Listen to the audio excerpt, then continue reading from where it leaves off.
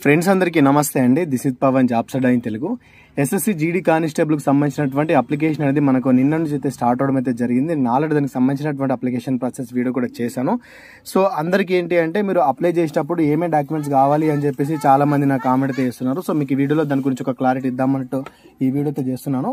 So మరి మీరు apply చేసేటప్పుడు మీకు కావాల్సినటువంటి డాక్యుమెంట్స్ ఏమిటి అని చూసుకున్నట్లయితే మీరు అప్లోడ్ చేయాల్సినటువంటి డాక్యుమెంట్స్ అంటూ ఏమి ఉండాలంటే కేవలం మీ యొక్క ఫోటోని అదేవిధంగా మీ యొక్క సిగ్నేచర్ని మాత్రమే మీరు అప్లోడ్ చేయాల్సి ఉంటుంది. అయితే ఫోటో వచ్చేసి కూడా అది live ఫోటోనే.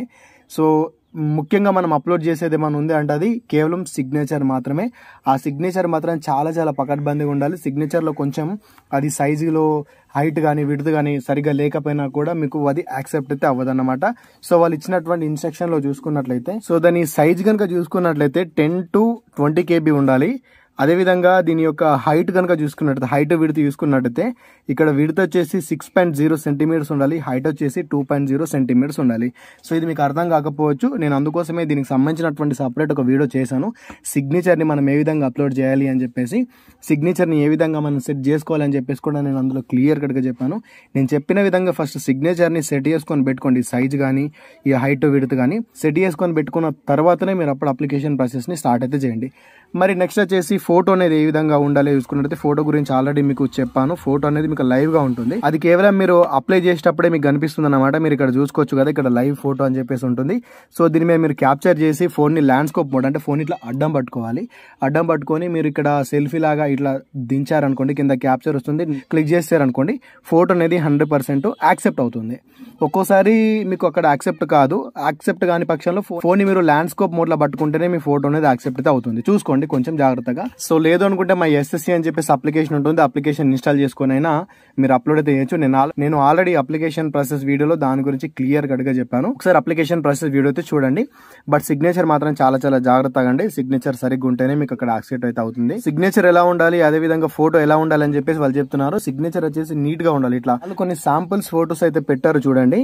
Ego good for approval అని చెప్పేసి ఉంది. ఇట్లా నీట్ గా ఉండాలి. సో ఈ రకంగా ఉంటే కనుక ఇట్లా చిన్నగా ఉన్నా, సరిగ్గా లేకపోయినా, పెద్దగా ఉన్నా, ఇట్లా సైడ్ లో బ్లాక్ తోటి ఉన్నా, ఇలా ఉంటే కనుక మీ అప్లికేషన్ రిజెక్ట్ అవడానికి ఆస్కారం అయితే ఉంటుంది.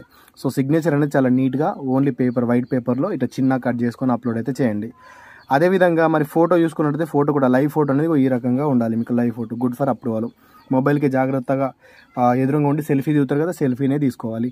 అలా కాకుండా నేను సైడ్లో చూస్తా, కిందికి వెళ్ళి చూస్తా, ఒకవేళ బ్లర్గా అంటే కలర్ఫుల్గా లేకపోయినా కూడా మీకు యాక్సెప్ట్ అయితే అవ్వదు. ఇట్లా స్పెట్స్ పెట్టుకున్నా, క్యాప్స్ పెట్టుకున్నా కూడా మీకు యాక్సెప్ట్ అయితే అవ్వదు. ఓకేనా? సో ఎట్లా ఉండాలంటే బ్యాక్గ్రౌండ్ అనేది ఓన్లీ నీట్గా ఉండాలి, వైట్ కలర్ ఉండాలి. ఇట్లా కనబడద్దు. ఇక్కడ చూసుకుంటే బ్యాక్గ్రౌండ్ ఎట్లా కనిపిస్తుంది అట్లా కనబడద్దు. ఇట్లా ఎట్లున్నా కూడా మీకు యాక్సెప్ట్ అయితే అవ్వదు. సింపుల్గా మీరు చూస్తూ సెల్ఫీ తీసుకున్నట్టు తీసుకుంటేనే మీకు యాక్సెప్ట్ అయితే అవుతుంది. సో ఇదన్నమాట. మీకు ఎంత కొంత ఇన్ఫర్మేషన్ ఇచ్చాను అనుకుంటున్నాను. మీకు ఇంకా బ్రీఫ్ ఇన్ఫర్మేషన్ కావాలి అనుకుంటే అప్లికేషన్ ప్రాసెస్ వీడియో చూసారు అంటే మీకు అర్థమవుతుంది. So 10th memo, inter memo లాంటిది ఏది కూడా మీరు అప్లోడ్ చేయాల్సినటువంటి అవసరం అయితే లేదండి. అవన్నీ కూడా మీరు డాక్యుమెంట్ వెరిఫికేషన్ అప్పుడు తీసుకోవాలి. సో మీరు కొన్ని డాక్యుమెంట్స్ అనేవి సిద్ధం చేసుకొని పెట్టుకోండి. దాని గురించి నేను తర్వాత చెప్తా. సో ఇదన్నమాట. ఈ వీడియో మీకు యూస్ఫుల్ అనిపిస్తే వీడియోని లైక్ చేయండి. అదేవిధంగా మీ ఫ్రెండ్స్కి వీడియోని షేర్ చేయడం మాత్రం మర్చిపోకండి. అప్లికేషన్ ప్రాసెస్ వీడియో పూర్తిగా చూసిన తర్వాతనే అప్పుడు అప్లై చేసే ప్రయత్నం అయితే చేయండి. Thanks for watching. అందరికీ ఆల్ ది బెస్ట్. జై భారత్.